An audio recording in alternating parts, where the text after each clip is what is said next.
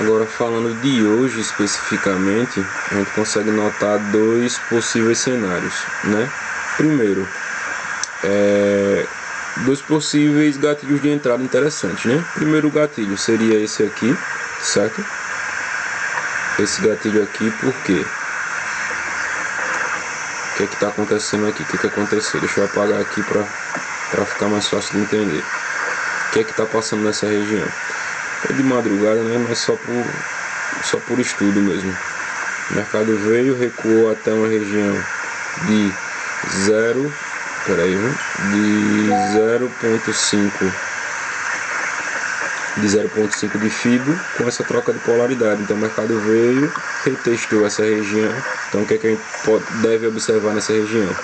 Que no reteste, nesse momento aqui entrou fluxo de venda. Deixou um fundo, a gente já consegue traçar um FIBO dessa pernada. Então traçando um FIBO dessa pernada, a gente consegue notar que o preço veio buscar essa confluência aqui, que seria o que? O 0,5 de FIBO com essa troca de polaridade. E o que foi que o preço fez quando encontrou essa região? Primeiro, ele rejeitou com esse candle, mas o candle ainda terminou positivo, ainda fechou positivo. O candle posterior fechou negativo, então caberia uma entrada nessa região.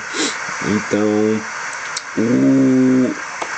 claramente você poderia vir buscar alvos mais longos, como por exemplo o 0,6 dessa pernada, que a gente consegue observar que foi justamente o que o preço travou, mas para quem fez essa entrada e optou por esse alvo mais longo, acabou sendo estopado, que é algo que eu tenho visto bastante no mercado, que é aquele padrão, né? Aquele padrão de captura de liquidez, que é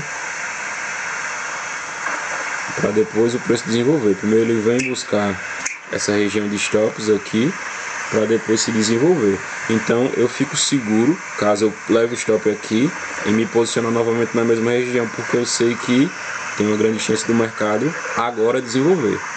Mas quem foi um pouco mais conservador e que faz mais sentido justamente por conta do payoff, veio buscar essa região aqui de 0,6 dessa pernada. E o que é que a gente consegue observar aqui? O preço cravou o 0,6. A partir do momento que o preço crava esse 0,6, quem entrou aqui nesse candle conseguiu até um payoff bom, quase 3 para 1. Quase 3 para 1. Então entrando aqui e fechado aqui, você já tinha pegado um payoff bem interessante e não tinha levado esse stop, né? Então o segundo ponto mais interessante para hoje seria após essa captura de liquidez. Então, o mercado capturou liquidez.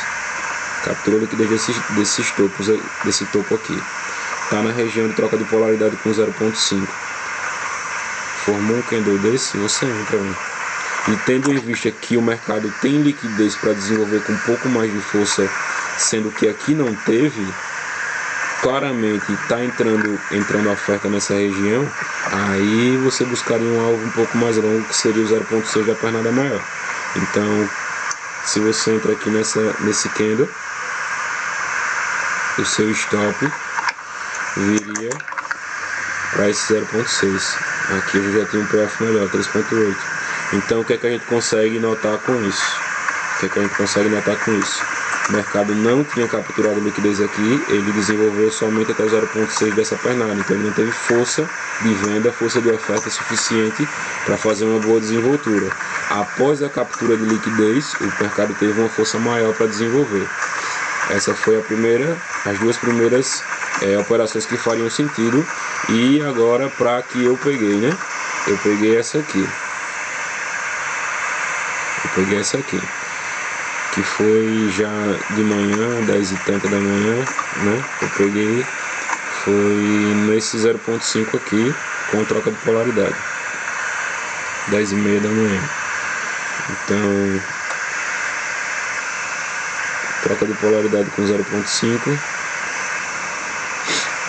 Mercado encontra essa região e rejeita ela totalmente e forma um engolfo de baixa, certo? A partir desse engolfo de baixa eu me posicionei na venda aqui E após as 7 horas da manhã, que é quando todo mundo está acordado, foi o melhor ponto de venda para se entrar.